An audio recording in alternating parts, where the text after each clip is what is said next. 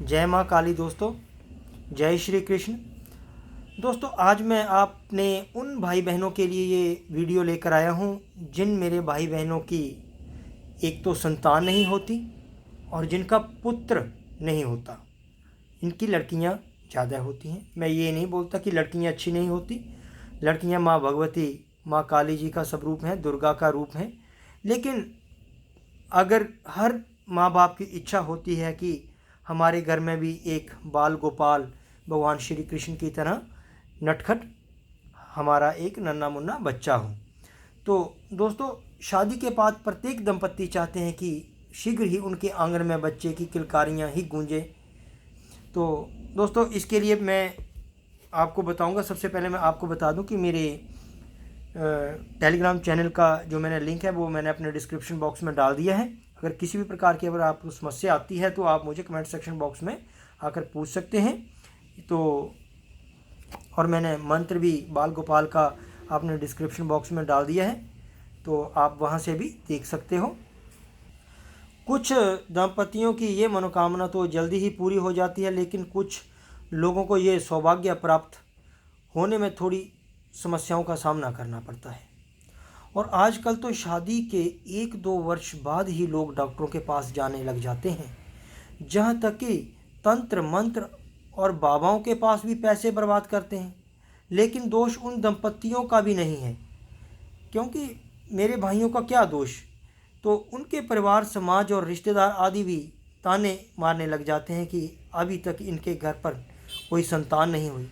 लेकिन हमारे धर्मशास्त्रों में ऋषि मुनियों से अनेक ऐसे मंत्रों की रचना की है जिनके प्रभाव से संतान ही नहीं, आपके जीवन में आने वाले अनेक समस्याओं से निजात पाई जा सकती है और लोगों का जीवन सुखमय हो सकता है। शास्त्रों में बताया गया है कि संतान गोपाल मंत्र का नियम पूर्वक जाप करने से उत्तम पुत्र प्राप्ति होती है, और जिनके घर में कोई संतान नहीं होती उनके घर में भी संतान हो जाती है, चाहे उसकी शादी को 10 साल क्यों ना हो गए हों, चाहे 20 साल क्यों ना हो गए हों। और जिन लोगों को दशकों तक डॉक्टर के इलाज कराने के बाद भी संतान की प्राप्ति नहीं होती है, उन्हें संतान गोपाल मंत्र के नियम पूर्वक जाप से संतान की प्राप्ति होती ही होती है। और संतान की प्राप्ति में आ रही सभी प्रकार की बाधाएं उनकी दूर हो जाती हैं और इस मंत्र के प्रभाव से निश्चित ही संतान की प्राप्ति होगी। तो आइए आप भी जाने संतान गोपाल मंत्र का जाप कब करना चाहिए और कैसे करना चाहिए और कितनी संख्या में करना चाहिए। तो दोस्तों, अगर आप चाहते हैं कि हम किसी पंडित के द्वारा करवाएं तो ये भी उत्तम है। कोई योग्य पंडित ढूंढें, उससे आप एक बाल गोपाल का संकल्प दिलाकर पाठ करवा सकते हैं। अगर आप पंडित के पास पैसे खर्च नहीं करना चाहते, अगर आप खुद करना चाहते हैं, तो हाथ मुंह धोकर स्नान करके एक 2 तरीक़ों से इसका पाठ होता है। या तो आप हर रोज़ तुलसी की माला से हर रोज़, चाहे वो पिता हो बच्चे का, चाहे माता बनने वाली हो, उन दोनों में से कोई भी इसका पाठ कर सकता है, चाहे दोनों कर सकते हैं। आपने तुलसी की माला से हर रोज़ एक माला मंत्र जाप करना है हर रोज़। अगर कभी छूट भी जाए तो इसमें कोई भी दिक्कत वाली बात नहीं है। अगर आप चाहते हैं हमने एक ही बार करना है, तो दोस्तों अगर आप चाहते हैं कि एक ही बार पाठ कर लें, तो इसके लिए आपको या तो योग्य पंडित से संकल्प लेकर पाठ करवा लो, या फिर आप खुद संकल्प ले लो। अगर आप अच्छे ढंग से पाठ कर सकते हैं, नित्य नियम कर सकते हैं, उतने दिन ब्रह्मचार्य का पालन कर सकते हैं, दारू मीट नहीं घर में लाना है, अच्छे ढंग से सुगंधित अगरबत्ती जलाकर मैं मंत्र आपको बोलकर सुना देता हूँ। मैंने अपने डिस्क्रिप्शन बॉक्स में भी डाल दिया है।